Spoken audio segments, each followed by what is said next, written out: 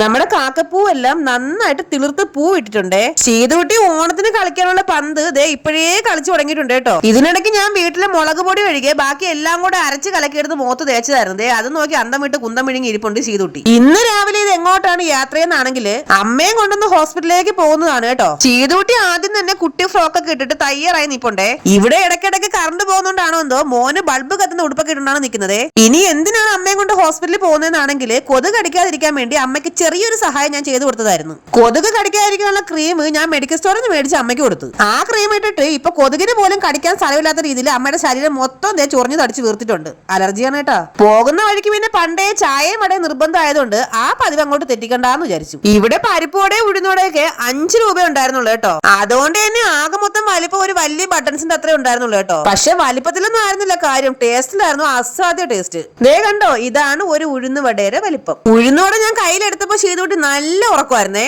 അത് പിന്നെ 10,000 നെല്ലുണ്ടെങ്കിൽ എലി അങ്ങ് മൂന്നാറിൽ നിന്ന് വരുമെന്ന് പറഞ്ഞ അവസ്ഥയാണ് സീതുട്ടിയുടേത്. ഉഴുന്നുവടയുടെ മണം അടിച്ചപ്പോഴേ ദേ എണീറ്റിരിക്കുന്നു. എല്ലാവരുടെയും മുഖത്ത് എലി പുന്നല് കണ്ട പോലെ ഈ ചിരി എന്താന്ന് വെച്ചാല് നമ്മള് പെണ്ണുങ്ങൾ പിന്നെ തുണിക്കട കണ്ട നമുക്ക് ചിരിയൊക്കെ വരുമല്ലോ അല്ലേ.